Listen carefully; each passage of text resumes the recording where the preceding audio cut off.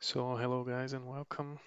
First of all, I'm gonna show you how I'm using this spreadsheet to have an idea of who to use in this 2020 update for F1 Manager.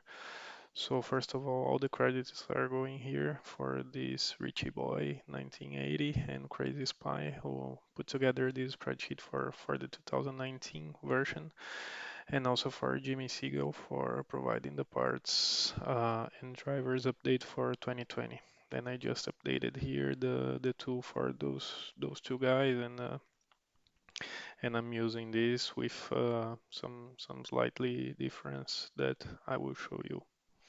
So first of all, I removed all the comparison. So as you can see, there is no comparison anymore here in the bottom of the data. So the comparison is now visible in this conditional formatting. So that's basically it. Second of all, I'm not updating the drivers that I think are not worth to update. So I'm even putting in red here and keeping their possible level here above. So I'm not updating those guys. And then Norris, Gasly, Magnussen, Perez, those guys I'm keeping. And I still have no cards for Ricardo, for Leclerc, for Bottas, for Vettel, and Hamilton. So those are my main drivers.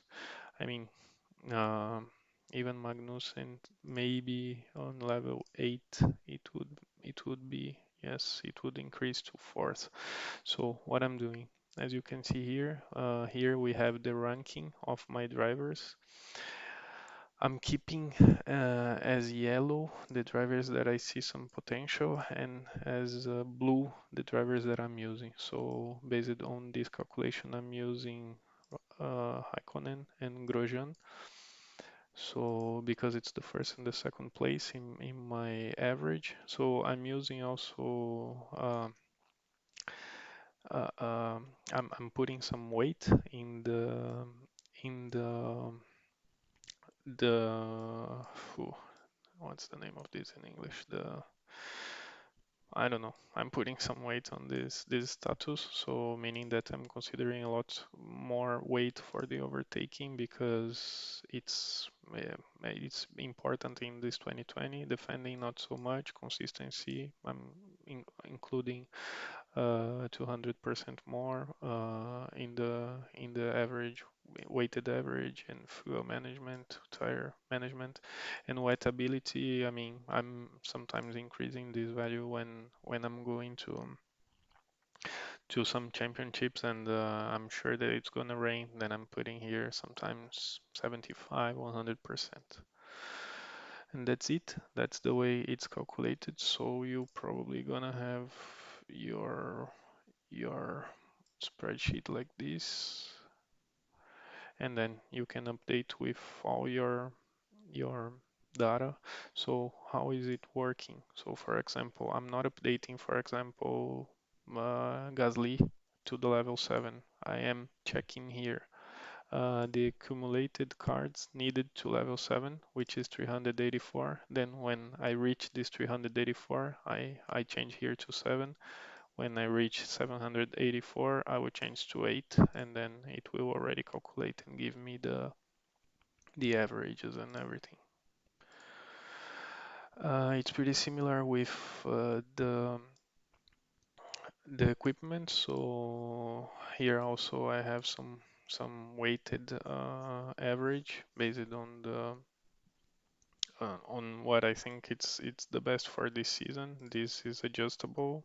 This is just copying the ones in gray. So if I change here for 125, then it will be changed here also for 125 and all of them. So that's it. How it is working, and it's the same here. So I'm using the feather now, level 7, because it's the biggest ranking here. It's the biggest green here, and I have Minimax also very close. Maybe Minimax when it comes to 5, Minimax will be better than when I have Minimax on 5, then I will change it.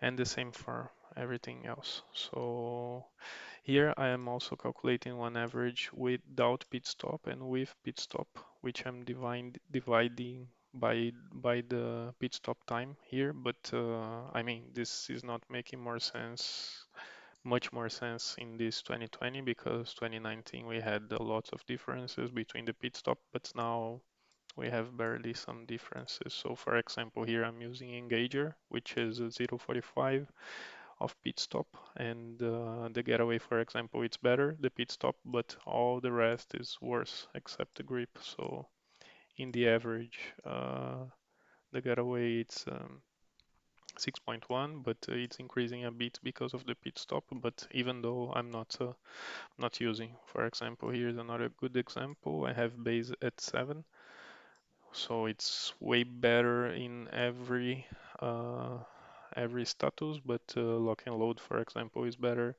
in pit stop, even in the weighted average with pit stop, but even though I am considering the base. So that's it, guys. I hope you enjoy and you use it. And if you have some suggestion, just share with me. Okay, thanks.